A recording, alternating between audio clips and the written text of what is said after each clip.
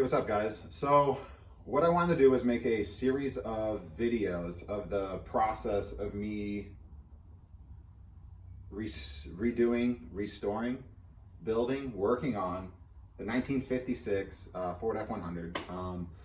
This is my first project vehicle, so I'm learning as I go. I definitely don't have a ton of experience with this type of thing.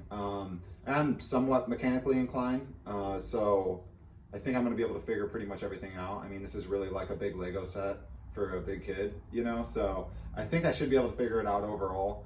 So I'm not way too concerned with that. It's just gonna be a bit of a learning experience. So if at any point I'm doing something and one of you guys sees that, or I don't even know if anybody's gonna watch this, but if anybody does see something and they're like, dude, if you did this or that, it would make your life way easier, feel free to comment below, let me know. It'll definitely be greatly appreciated because, yeah, like I said, I'm learning as I go. I will say it does kind of suck that I thought of this idea of recording these progress videos a little bit late into it. What would have been awesome to do is do like a full walk around of the truck before I did anything to it. Unfortunately, I didn't do that, so you guys are going to be jumping in a little bit of a ways in. Luckily, I didn't get too deep into it. Pretty much the only thing you guys missed out on was me taking the hood, inner and outer fenders out, and pulling the engine and trans. So that's about all you missed so far. But hopefully in the future, I get better at recording videos and thinking of remembering to record videos. So just to give you a little bit of a history of the truck, I don't know a whole ton about it. What I do know is I bought it from a guy a couple hours south of me in Monroe, Michigan. He claimed it was his friend's truck and he got in a trade, some kind of backyard deal. I'm not exactly sure what was going on there, but that's where he said that he got it was from a friend. I'm not sure if he actually did the work to this truck or if his friend did the work to the truck. I definitely feel like that is something somebody says when they don't want to admit to poor craftsmanship. They blame it on the guy before him, you know? So yeah, what he said, what he did tell me though, was that the truck, they swapped a lot of components out of a early 1970s Impala. So that was pretty much the entire drive line, from the engine and trans to the rear end. I'm pretty sure it has a 10-bolt rear end in it. I don't know the details of it completely. That's all going to get pulled out of it eventually down the road, so I'm not way too concerned with what's in there now. But that is the plan as of now. I'm planning on putting a Ford 9-inch rear in the back. But I am, for the time being, I am going to keep it as it is. Yeah, regardless of whoever did the work to the truck, whether it was that gentleman or his friend, they really jerry-rigged it up. They did a lot of different things. I mean, no two bolts match. Not that that's a big deal, but no two bolts match. RTV was seriously their absolute best friend. I mean, they RTV'd everything. Instead of gaskets, they just RTV'd it. And they used oxygen acetylene torch as a drill in most instances. I mean, they would just blow holes with it, leave it, no grinding of any kind. The welds were pretty gnarly welds, but if nothing else, those crappy welds that they did gave me confidence that even bad welds are incredibly strong, because I had a hell of a time getting out the motor bounce. But you'll see that later on in the video.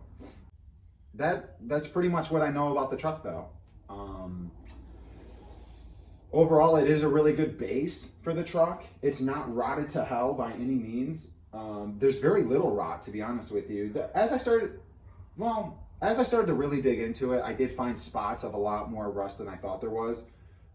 Once I had the whole entire front end off, I started to think about raising the cab, cleaning the frame, and painting that portion of the frame as well. But yeah, there's a little bit more rot in the cab mount areas than I want to deal with at this point. I'm really just excited to drive the truck this summer, and I feel like if I start going down that path, I'll never get there. So I'm going to wait on that. I'm going to wait on lifting the cab up and taking care of that little bit of rust in there. And throughout the video, you'll see portions of that, not this video maybe, but through a series of videos.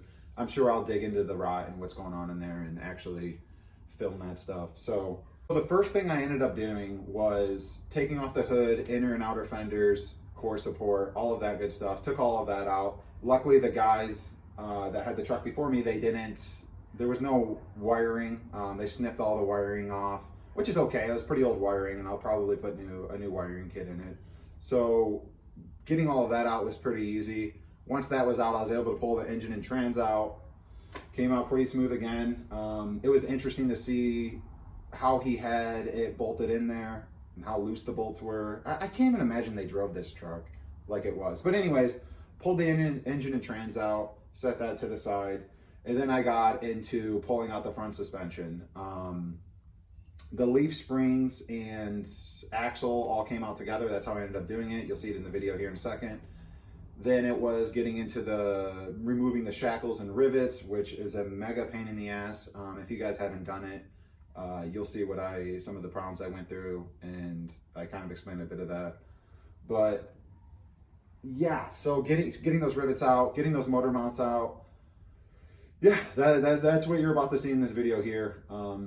Overall, went pretty smooth. It's relatively easy with these old school trucks and old school engines. I mean, there's not very many wires, and it's all pretty straightforward for the most part. I was very surprised by how easy it was.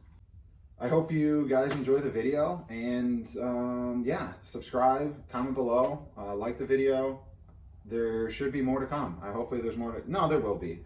There'll definitely be more to come. I will get better at recording videos, and yeah, I'm excited to see. I'm excited to see what happens with this truck. So hopefully you guys enjoy.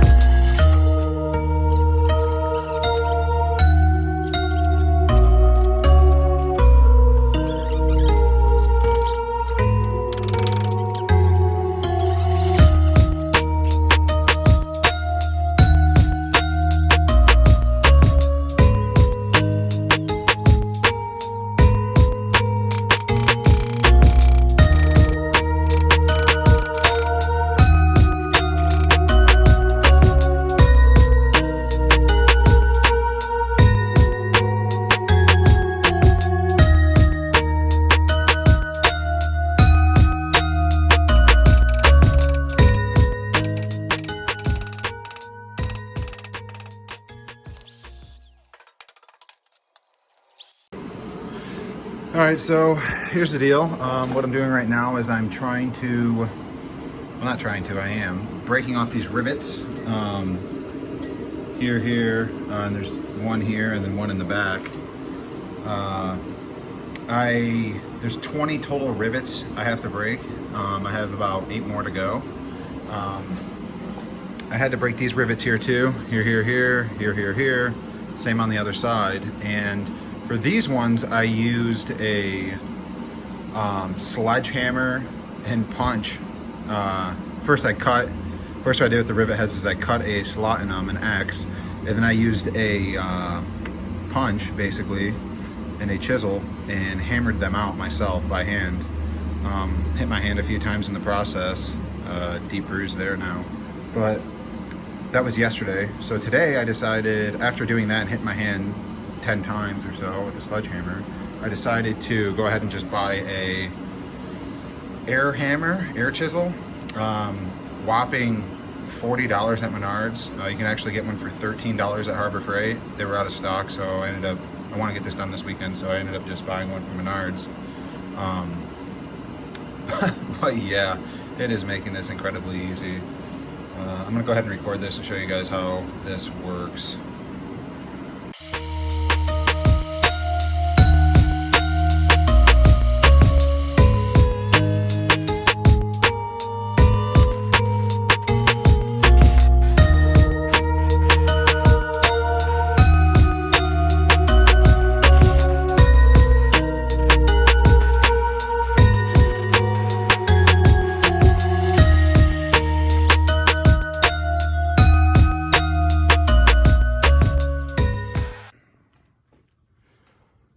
right, so this is now where we're at for the day. You can see I finished taking off the leaf spring brackets. A couple of these rivets want to come out, so I just ground it down. I wasn't going to absolutely obliterate my hand trying to get those rivets out if they didn't want to come out, but I took these out. These rivets were a massive pain in the ass, but got those out. Yeah, so got out all the leaf spring brackets, all the front suspension brackets, totally. And then on the front, I ended up, there was I don't know, about an 8-inch part that stuck out here where the bumper would mount to, but I'm gonna delete the bumper altogether. I'm a fan of the no bumper look on these, so yeah, that's what I'm gonna do. This one looks like it got crunched up a little bit. I'm not sure exactly what happened there, but yeah, so cut those welds off. Oh, they're over there, right there. But yeah, they went down and did the same on that side with the brackets. Next, I'm gonna measure out the engine mount positioning. I'm not gonna use those mounts. These mounts are so ridiculous. It's just, that hole's all wobbled out over there. I mean, you can just see some extremely homemade stuff. I mean, I'm sure it worked, but I'm gonna buy some nice new ones because those motor mounts have to come out anyways because I need to box in the frame on each side for the independent front suspension kit. And then I'll weld in new motor mounts. So it'll look nice and clean, much nicer. I'm also gonna paint the frame while I'm in here. I'm gonna get all of this dirt and grime off of here and then paint it. I'm thinking red, which would be sort of weird, but I think would also look pretty cool because I have the red Willwood brakes. So I don't know, I think it could look pretty good. So I'm thinking about doing that. But yeah, that's kind of where we're at for the day. Overall, I think it turned out really good. Massive pain in the ass, popping out those rivets. The air chisel actually worked pretty well. Yeah, it worked pretty well. Worked pretty well overall. I mean, it's not just magic. It's not gonna just pop rivets out, but it definitely helped. It saved my hands big time from getting hit with the hammer. But yep, that is it for today.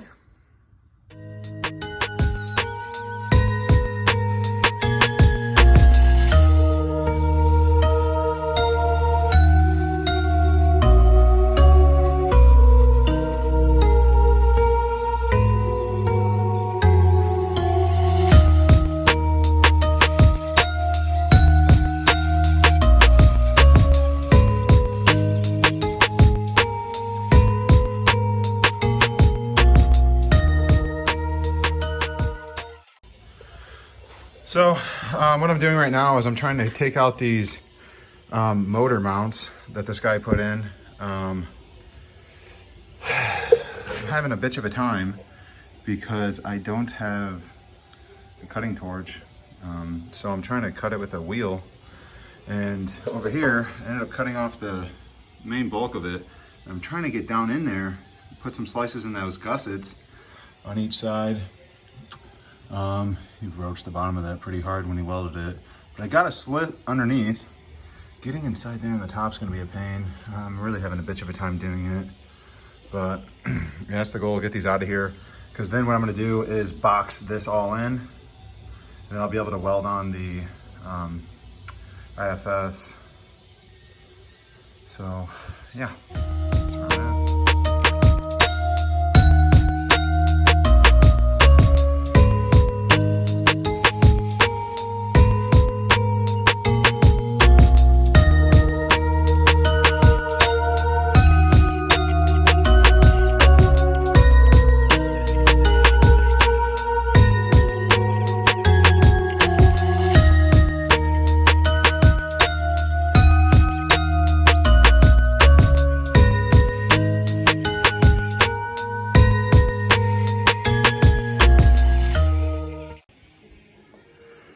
Well, I guess my angle grinder from Harbor Freight finally gave up. Drill Master. This thing lasted a very, very long time. It's so hot. But yeah, it finally saw its last day. It's working though. I bought a 7-inch grinder wheel, and I was able to get that side out. And now I'm working on this side, and yeah, smoking.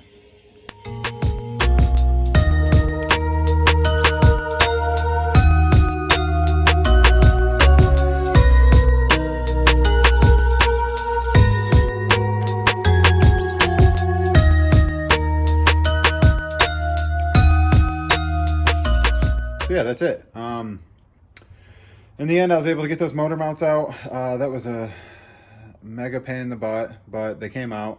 What ended up doing the trick was the 7-inch diameter cutoff wheel. I was able to get it down in there, down into that, deep down inside the frame like that, and was able to cut them off and beat them out with the sludge and whatnot. I was trying really carefully not to, I guess as careful as you can be with the sledgehammer, but I was really trying to not bend the frame at all as I was doing all that. But, and I don't think I did. I went through and I checked everything and leveled everything, and it seemed okay. Especially as I started to box in the frame, or you guys will see in upcoming episode, the frame wasn't bent, so that's good. Yeah, I guess that's really it for now. Hopefully you guys enjoyed the video. And yeah, until next time, see you.